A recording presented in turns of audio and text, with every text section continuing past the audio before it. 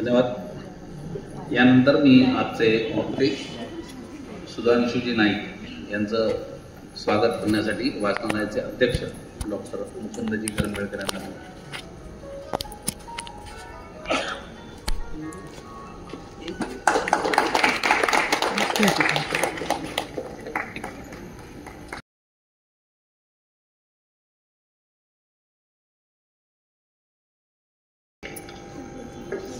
नमस्कार। सरस्वती व्याख्यान मालेचे दुसरे पुष्प श्री सुधांशु सुरेश नाईक आणि सौ परांजपे मॅडम आज त्या गुंतणार आहे आणि त्यांचा परिचय मी थोडक्यात करून देतो। सुधांशु सुरेश नाईक इलेक्ट्रिक इंजिनियर आहे। 30 वर्ष नोकरीनिमित्त आखाती देश आणि आफ्रिकेत महत्त्वाच्या विविध इलेक्ट्रिकल प्रोजेक्टसाठी कामे पूर्णत्वास नेण्यात योगदान। सध्या इंटरनॅशनल या मोठ्या कंपनीत प्रोजेक्ट मॅनेजमेंट क्षेत्रात कार्यरत आहे। व्यवसायासोबत इतिहास अभ्यास व व्याख्याने, ट्रॅकिंग, फोटोग्राफी, सांगीतिक कार्यक्रमाची निर्मिती, विविध कार्यक्षेत्रात सूत्रसंचालन तसेच सर्व शिक्षण संस्था पुणे यांच्याकडे 22-23 मध्ये मानसशास्त्राचा अभ्यास करून सामाजिक जबाबदारी म्हणून समुपदेशक म्हणून कार्यरत। 1996 पासून ते अनेक दैनिक पत्रकांमध्ये त्यांचे लेखमाला चालू असते। नवशक्ती, तरुण भारत, दैनिक सागर, चिपळूण, दैनिक सकाळ आदी ठिकाणी। त्याचबरोबर लोकप्रभा, निर्मळ, रानवारा, नवस्नेह व ज्ञान प्रबोधिनी पुणे या संस्थेचे छात्र प्रबोधन आदी विविध मासिके, साप्ताहिके यामध्ये शेकडो लेख अथवा लेखमाला लिहिलेल्या आहेत। त्रिवेणी साहित्य संमेलन, कोकण मराठी साहित्य संमेलन यामध्ये विविध साहित्यिक कार्यक्रमाचे सादरीकरण, कोल्हापूर आकाशवाणीसाठी विविध कार्यक्रमाचे लेखन अभिभाषण केलेले आहे। मनात रुजलेली गाणी या कार्यक्रमाची निर्मिती आणि सादरीकरण, त्यांचे अनेक पुस्तके पण आहेत। माझी माणसं 1922 हे व्यक्ती चित्रात्मक व प्राजक्ताची फुलं 2015 या कथासंग्रहात 3 पुस्तके प्रकाशित। दुसरी व्यक्ती आहे आरती परांजपे, त्यांचा MSc BEd शिक्षण झालेलं आहे। PG diploma counselling and psychology therapy. 16 वर्षे शिक्षिका म्हणून कार्यरत आहे। त्यानंतर स्वतःची आवड छंद जोपासण्याची स्वेच्छानिवृत्ती त्यांनी घेतली। त्या स्वतः शेगावच्या राहणाऱ्या आहेत। वाचन लेखन याची आवड, वृत्तपत्रे व विविध मासिके, दिवाळी अंक यामध्ये लेखन, विविध कार्यक्रमासाठी अभिवाचन व सूत्रसंचालन आणि निवेदन। मनात रुजलेली गाणी, फुलं भरभरून जगलेला माणूस आदी कार्यक्रमांच्या सादरीकरणात सहभागी। सध्या समुपदेशक म्हणूनही कार्यरत आहे। धन्यवाद।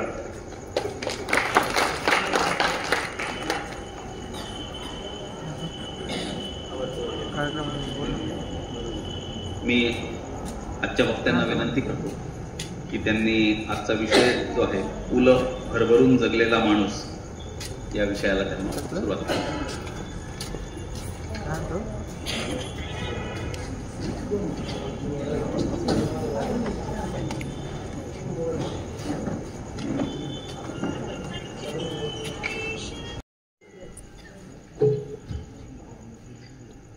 रसिक श्रोते हो, नमस्कार।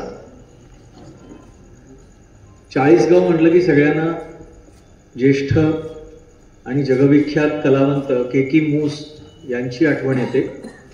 31 डिसेंबरला त्यांचा नुकताच स्मृतिदिन साजरा झाला. तर केकी मूस यांना आदरांजली व्यक्त करतो. आणि इथे तुम्ही आम्हाला सगळ्यांना संधी दिली हा कार्यक्रम सादर करायला, याबद्दल आम्ही तुमचे मनापासून आभारी आहोत. आणि कार्यक्रमाच्या सुरुवातीला हे नवीन वर्ष आहे, त्यामुळे नवीन वर्षाच्या शुभेच्छा तुम्हाला माझ्यातर्फेही देतो. आणि पु ल देशपांडेंनी ज्या शुभेच्छा दिल्या होत्या त्या तुम्हाला ऐकवतो.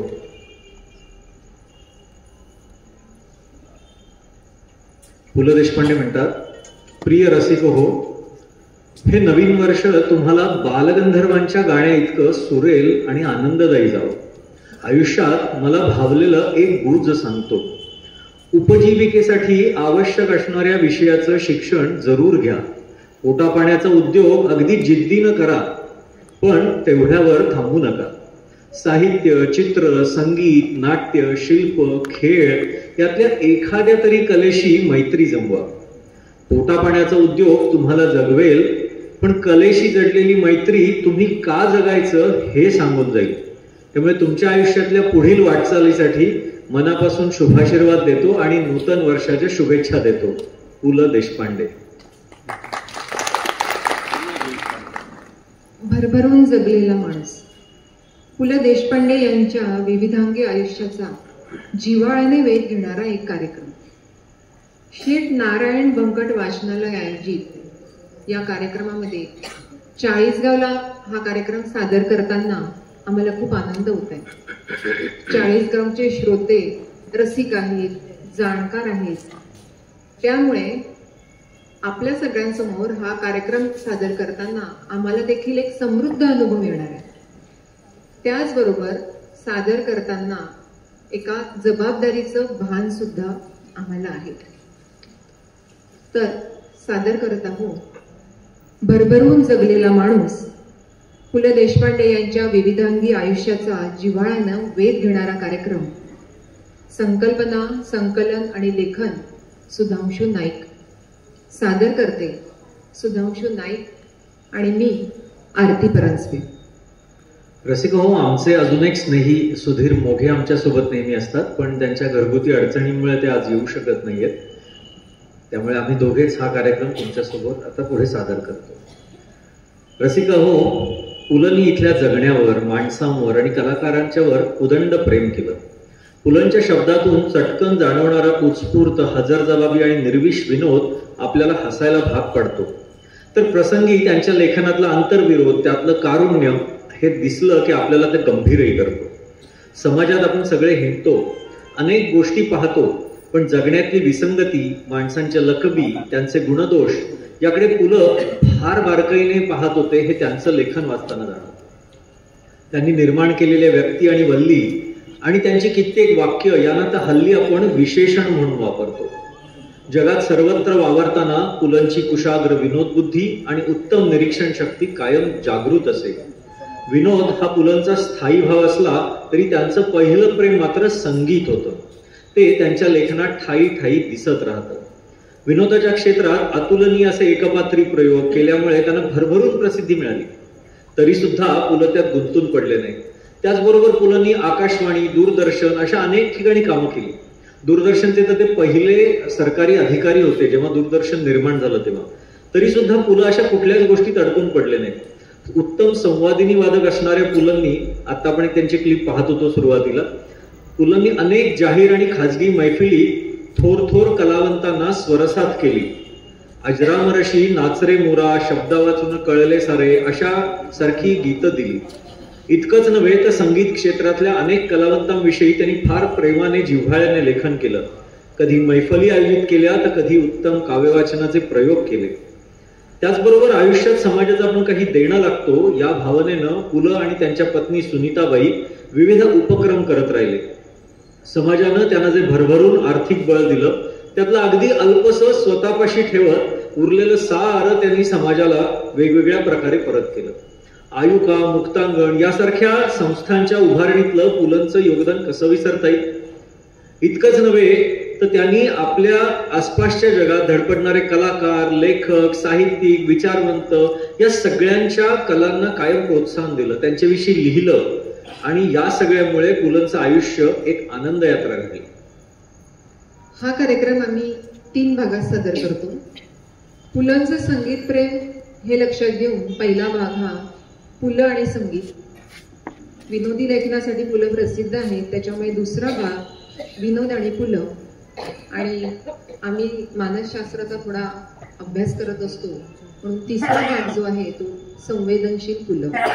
तर रसिको, पुढील 2-2.5 तासात त्यांच्या आयुष्याच्या याच आनंद यात्रेतील काही छान गोष्टी पुन्हा एकदा अनुभवूया. अधूनमधून प्रत्यक्ष पुलांना पाहूया, ऐकूया. त्यांच्या संगीत विषयक मनोहर लेखनाचे आणि काही थोर माणसांवर केलेल्या उत्तम व्यक्तिचित्रांचं अभिवाचन ऐकूया. प्रसंगी अंतर्मुख करणारी त्यांची चिंतन ऐकूया, त्यांचं संगीतही ऐकूया. तर आपापले मोबाईल बंद करून या खेळीयाच्या आयुष्यात काही वेळासाठी मनसोक्त गुंगून जाऊया.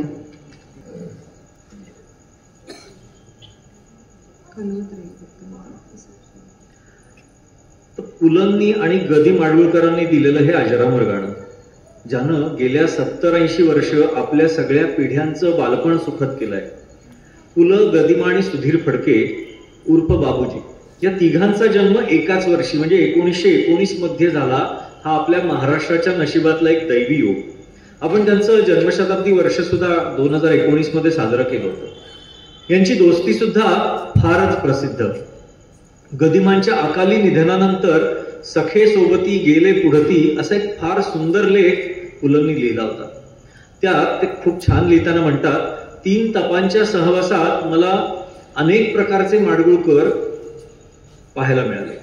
प्रौढांच्या मेळ्यात बसलेले माडगुळकर जशी एखादी उत्तम कविता क्षणार्धात लिहून देत असत, तसंच एका क्षणात लहान मुलासारखा पोरकटपणा करत आम्हाला हसवत. ते जितके शीघ्र कवी होते तितकेच शीघ्रकोपी आणि उत्तम नकलाकार. त्यांना लिहिताना पाहण्यात मोठी मौज असायची. आम्हा मित्रांच्या नावांची गंमत करणं हा त्यांचा आवडता छंद. तेव्हा देवबाप्पा हा चित्रपट आम्ही करत होतो. मी एक चाल घेऊन गदिमांच्याकडे गेलो. त्यांना म्हटलं, स्वामी, या सिच्युएशनवर एक गाणं हवंय. एक मुलगी नाचते आहे आणि त्याची चाल त्या गाण्याची थोडीशी नाच ग घुमा नाचू मी कशी अशी काहीतरी हवी. मग गदिमा लगेच म्हणाले, ओ फुलदेश पांडे, तुम्ही जरा बाजा वाजवत बसा, आम्ही बघतो काय करायचं. आणि मग मी आपली पेटी वाजवायला सुरुवात केली. त्या तालावर त्यांची झुलायला सुरुवात झाली. मध्येच उगीच लोळपाट न घ्यायचं, पोटाशी गिरदी घेऊन त्यावर फळकूट ठेवून सुपारी कातराईत बसायची. अडकीत त्याची चिपळी करून ताल देत बसायचा. लहान पोर देखील करणार नाही अशा त्यांच्या नाना तऱ्हा.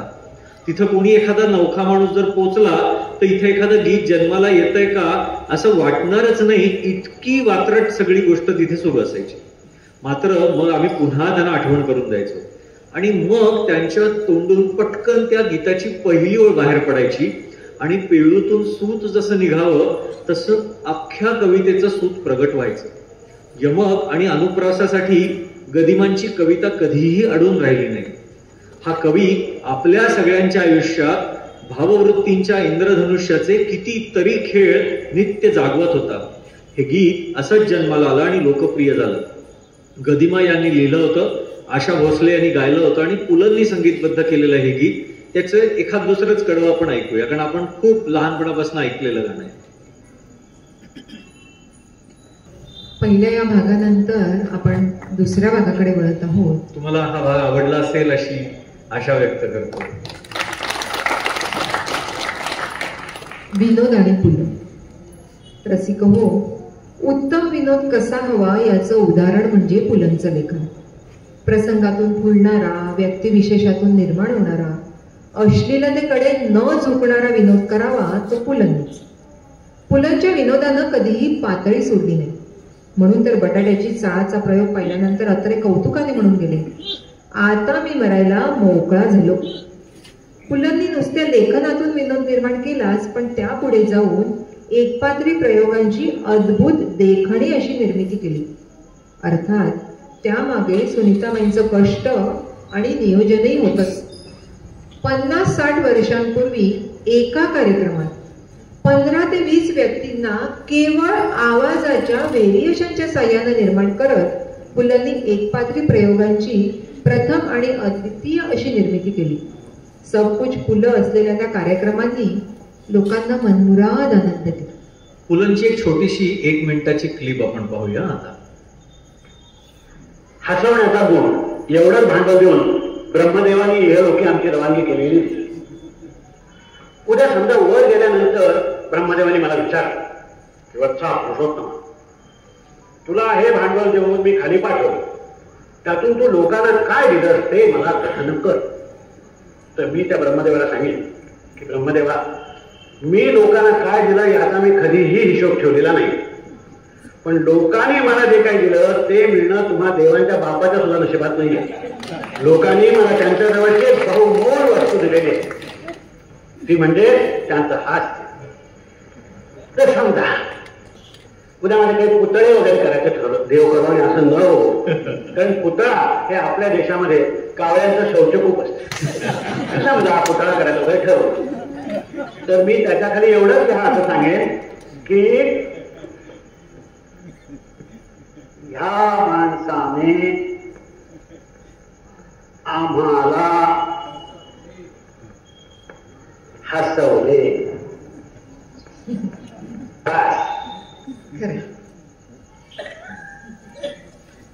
मंडळी, पुलंचा अंतू बर्वा, त्रिलोकेकर, पेस्तन काका, एच मंगेशराव, बबू नाना, नानू सरंजामे, उस्मान चाचा या सगळ्या व्यक्ती आपण त्यांच्या कथाकथनातनं ऐकल्या आहेत आणि आपल्याला त्या तशाच त्याच टोन मध्ये ऐकाव्याशा वाटतात. हे पुलंचं यश.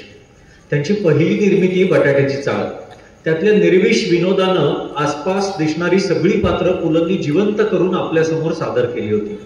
त्यानंतर वाऱ्यावरची वरात, व्यक्ती आणि बल्ली, हसवणूक, असामी असामी अशा पुस्तकातून, लेखनातून, कथाकथनातून, भाषणातून देखील त्यांचा फुलणारा हजरजबाबी असा तो विनोद लोकांना चटकन आकर्षित करायचा. त्यांनी कधीही कमरेखालचे विनोद केले नाही, म्हणून घरातल्या स्त्रिया सुद्धा हे कार्यक्रम सहज आनंदाने पाहू शकायच्या. तीच गोष्ट त्यांनी लिहिलेल्या आणि सादर केलेल्या प्रवास वर्णनांची. अपूर्वाई या प्रवास वर्णनाने तर एक नवीन सुरुवातच केली मराठी साहित्यात आणि लोकांची मनं जिंकली. त्या अपूर्वाई मधला एक छोटासा किस्सा आपण ऐकूया पुलंच्याच आवाजात. विमानात पाऊल ठेवण्यापूर्वी सुमारे 5-6 तास मला टाय बांधता येत नाही हे कुटुंबातल्या जवळजवळ प्रत्येकाने मला पटवून दिलं आणि हळूहळू गळ्याच्या गाठीपासून ते बुटाच्या गाठीपर्यंत अनेक तऱ्हेच्या गाठी मारण्यापासून त्या सोडवण्यापर्यंत त्या 5-6 तासामध्ये पाश्चात्य देशातल्या रीतिरिवाजाबद्दल परदेशात गेलेल्या आणि बऱ्याचशा न गेलेल्या लोकांनी माझी बौद्धिकता घ्यायला सुरुवात केली. तत्पूर्वी माझा उभा पंधरवडा परदेशी कसे वागावे हे निमूटपणाने ऐकण्यामध्ये गेलेला होता. माझा चालू पायताण हे निकामी ठरवून इंग्रजी धरतीचा आणि तिकडल्या हवेला टिकेल असला बूट मी करून घेतला पाहिजे असा एक बूट निघाला. शेवटी कोलाब्यातल्या एका चिनी चांभाराकडून 48 रुपयाचा बूट मी गळ्यात बांधून घेतला. अहो, त्यावेळेचे 48 रुपये म्हणजे आत्ताचे जवळजवळ 800 झाले. बरेच दिवस त्या श्रीमंत बुटाला पाय लावायची मला हिंमत होत नव्हती. आजवर काय कोल्हापुरी चप्पल, पायतान असल्या चपलेला सोकावलेला माझा पाय बुटात बसायलाच तयार होईना. एक तर चालू साईजची चप्पल ही कधीही माझ्या पायात सहजी बसत नाही. परमेश्वराने मुळातच घडवताना देहाच्या भविष्यकालीन विस्ताराचा अंदाज घेऊन 2 पाय देण्याच्या ऐवजी चांगली पायाभरणी केल्यासारखे लंबे चौडे पाय दिलेले आहेत.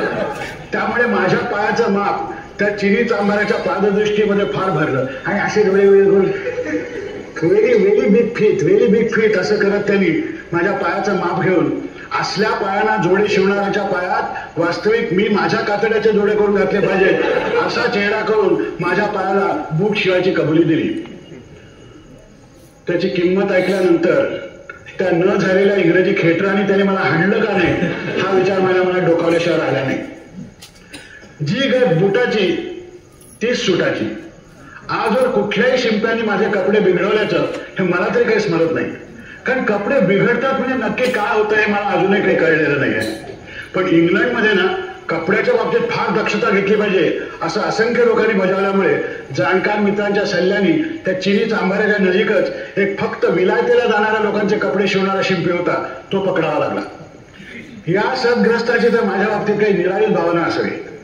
पहिल्यांदा मी विलायतेला जाणाऱ्या मंडळीपैकी असेल असं त्याला वाटतच नव्हतं. त्या घटनेवर विश्वासच त्याचा बसत नव्हता. दुसरी गोष्ट, विलायतेला त्यांनी शिवलेले सूट घालून लोक हिंडत असल्यामुळे तो कापड फाडल्यासारखं इंग्रजी फाडत होता. मी त्याच्याशी हिंदी बोलत असून सुद्धा त्यांनी काही इंग्रजी आवडलं नाही. अर्थात माझं हिंदी हे त्याच्या इंग्रजी इतकंच बिनअस्तराचं होतं. माप घेताना तर या विलायती सुटाच्या तज्ञांनी माझे खांदे कसे वाकडे आहेत. आता आज ते पुढे सांगायची काय गरज आहे. वाकडे आहेत. माझं पोट आणि छाती ही एकाच मापाची कशी आहे. माझ्या मानेला शेप कसा नाही आणि चालताना ती शेप नसलेली मान असं पोट घेऊन कशी चालते. असली उगाच फालतू परीक्षण केली आणि अनेक वेळा मला ट्रायलला बोलवलं. ट्रायलला इंग्लिशमध्ये गुन्हेगाराच्या चौकशीला ट्रायल का म्हणतात हे मला इतक्या वर्षानंतर या शिंपी दादाच्या दुकानात प्रथम कळलं. प्रत्येक ट्रायल म्हणजे ट्रायलच होती. दरवेळेला तो माझ्या अंगावरती काहीतरी अशी ठिगडं चिकटवायचा आणि no no no no your tummy, हो your left shoulder shorter than right असं पुटपुटून माझ्या अंगावर आपल्या हातातल्या खडूनी अशा रेघोट्या काढत होत्या. शेवटी एकदाचा तो सूट झाला. तो मी अंगावर चढून अपराध्यासारखा त्याच्या पुढे उभा राहिलो आणि तुमचे सगळे डिफेक्ट्स मी किती खुबीने झाकले पहा.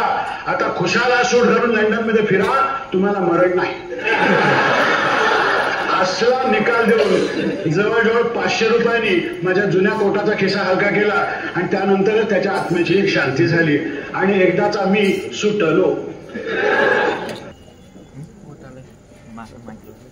रसिक हो, पुलंनी केवळ विनोदी लेखन किंवा सांगीतिक निर्मितीच केली नाही, तर सदैव समाजाप्रती आपण काही देणं लागतो ही भावना जागी ठेवली.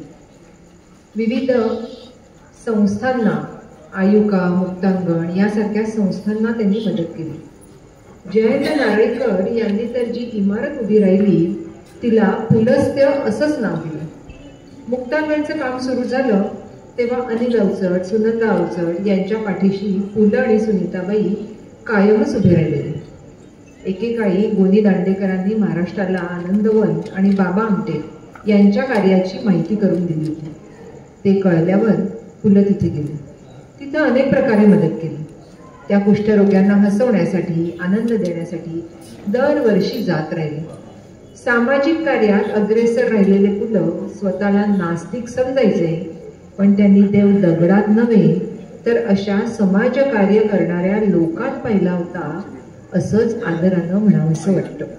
मंडळी, हा फोटो आनंदवन मधलाच आहे, जिथं पु ल सोबत कुमारजी, वसंतराव या सगळ्यांना घेऊन गेले आणि त्या कुष्ठरोगांसाठी यांच्या मैफिली केल्या आणि याचा सगळा खर्च तेव्हा पु ल स्वतः आपल्या पदरातून करत असायचे. इतकंच नव्हे आरती, तर पु लंच्या कमाईतला प्रत्येक पै सुनीताबाईंनी फार जपून खर्च केला. हे आपण आदराने नमूद करायला पाहिजे. त्यांच्या कमाईचा प्रत्येक पैशाचा हिशोब ठेवला. स्वतः अत्यंत कर्तबगार होत्या सुनीताबाई, पण सुनीताबाईंनी स्वतःकडे मात्र दुय्यम भूमिका घेतली.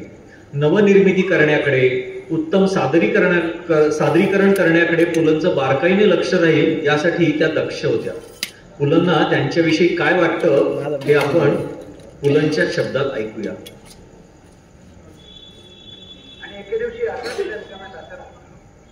मी अशा शिक्षकांच्या ब्राह्मणामध्ये बसलो होतो.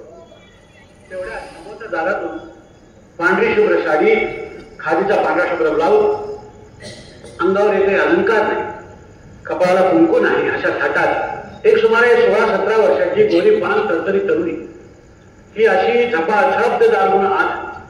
तिचं नाव सुनीता ठाकूर. तिच्याविषयी आता अलिप्ततेने बोलणं मला शक्य आहे, पण एकच सांगतो की तिच्या रूपाने मला माझ्या आयुष्यामध्ये श्रेयस आणि प्रेयस या दोन्ही गोष्टींचं वरदान झालं.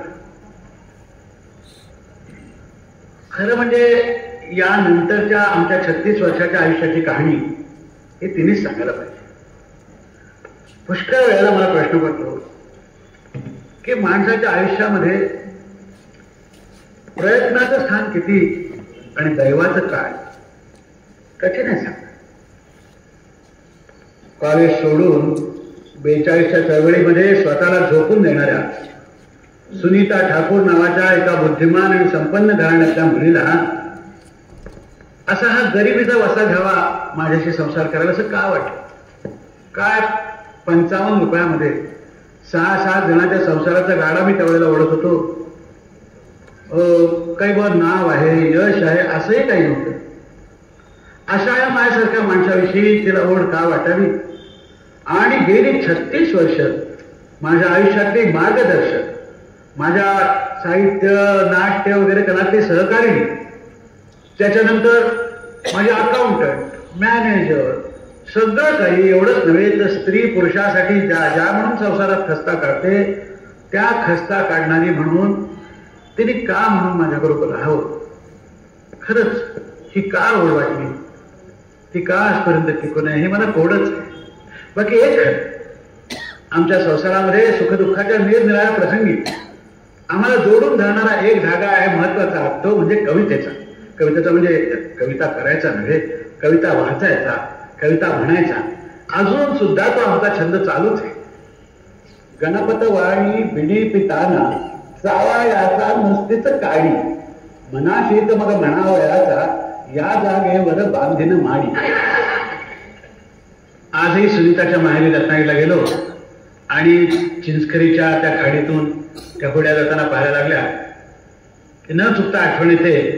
म्हणजे आमच्या लग्नाच्या दुसऱ्या दिवशी आम्ही असेच त्या होड्यावरून चाललेलो होतो. त्यावेळेला सुनीताने म्हटलेली एक कविता मला आठवते. झाला उषकार राणी,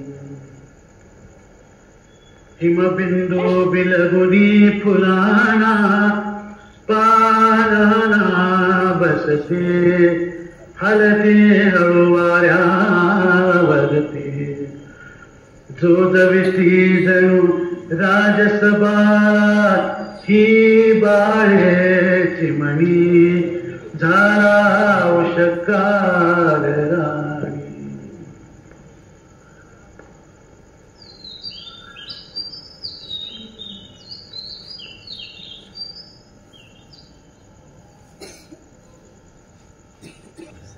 मंडळी, पुलंच्या विषयी आपण किती सांगावं, किती बोलावं, किती त्यांचं वाचन करावं तेवढं कमीच आहे. आमच्या परीनं आम्ही त्यांच्या संगीत, विनोद, संवेदनशीलता, सामाजिक दातृत्व यातल्या वेगवेगळ्या पैलूंच्या पैकी थोडंसं काहीतरी तुम्हाला ऐकवायचा एक प्रामाणिक प्रयत्न केला. त्यामुळे आमची याच्यामागची भावना मुख्यतः ही आहे की तुम्ही पुन्हा एकदा पुलंचं सगळं साहित्य वाचावं. आपण लायब्ररीतर्फे हा कार्यक्रम करतो आहोत, तर तुमच्या लायब्ररीत पुलंची नक्की विविध प्रकारची पुस्तकं असतील. तुम्ही सगळी पुस्तकं अवश्य वाचावीत, त्याचा पुन्हा एकदा आनंद घ्यावा आणि ती इतरांना सांगावीत, ही आमची तळमळ आहे. म्हणून आम्ही असा कार्यक्रम सादर करतो आहोत. या कार्यक्रमात वृक्षारोपणाचा प्रसंग आहे ना, त्याचं खूप सुंदर वर्णन पुलंनी एका पुस्तकात केलं. म्हणजे अगदी खूप वेगळ्या प्रकारे त्यांनी त्या भावना व्यक्त केल्या आहेत. ते जरूर तुम्ही वाचा. मुक्काम शांतिनिकेतन सारख्या पुस्तकात त्यांनी खूप छान लिहिलेलं आहे त्याच्याविषयी. तर हा प्रयत्न जर तुम्हाला आवडला असेल तर त्याचं श्रेय मात्र पुलंच्या लेखनाला आहे. आणि ज्या काही त्रुटी तुम्हाला जाणवल्या असतील तो आमचा दोष समजावा आणि आम्हाला माफ करावं ही विनंती. 2-2.5 तासात पुलंचा जीवनपट उलगडून दाखवणं ही अत्यंत अशक्यप्राय गोष्ट आहे. त्यामुळे दरवेळेला आम्ही सादर करताना काहीतरी वेगळं प्रत्येक वेळेला देत असतो. आमच्या परीनं पुलंच्या संपूर्ण कारकिर्दीतलं काही ना काही प्रत्येक ठिकाणी द्यायचा हा आमचा प्रामाणिक प्रयत्न. तुम्ही आपुलकीनं इथं आलात त्याबद्दल आम्ही मनापासून आभारी आहोत. आता पुलंच्या पेटीवादनाची भैरवी ऐकून 2 मिनिटाची आपण कार्यक्रम संपवूया.